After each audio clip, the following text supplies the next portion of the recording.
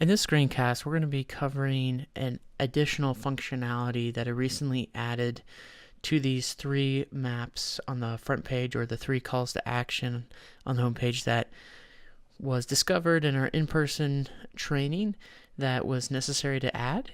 And I'm going to show you how to add an external image in one of these calls to action.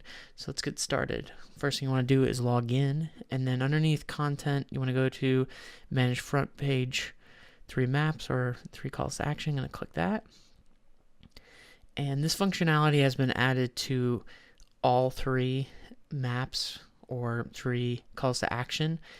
And all you need to do is find the one you want to edit. I want to edit this third one, so I'm going to click edit. And we already have a map, which is fine. I don't have to remove this map. I'm just going to actually keep that map in there. But I want to add an external map. So I'm going to paste in the URL of the map.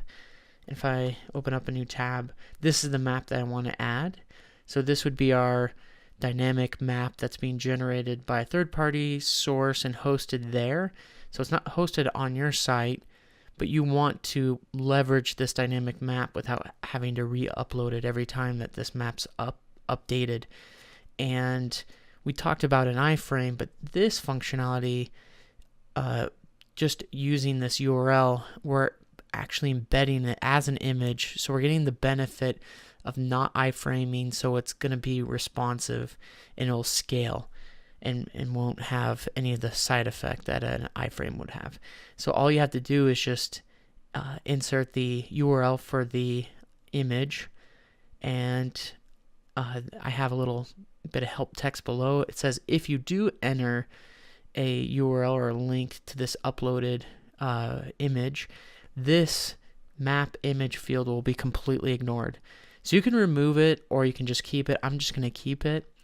But this image URL will always supersede the map image. And the only two required fields now are the title and the link. So really it's up to you to either add a map image by the traditional way of uploading it to your website, or using a third-party source and putting the link to the image. So I'm going to click save. And then we're going to click this button up here to go back to the site. This is going to send us to the home page.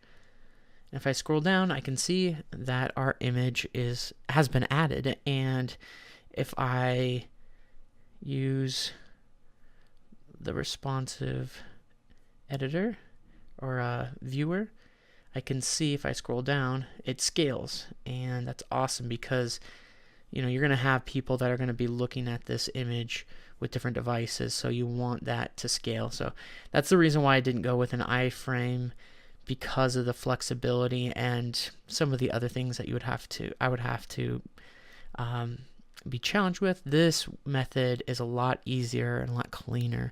So this functionality now adds the ability for you to add third-party hosted images in the three calls to action. And again, it works on any of these three.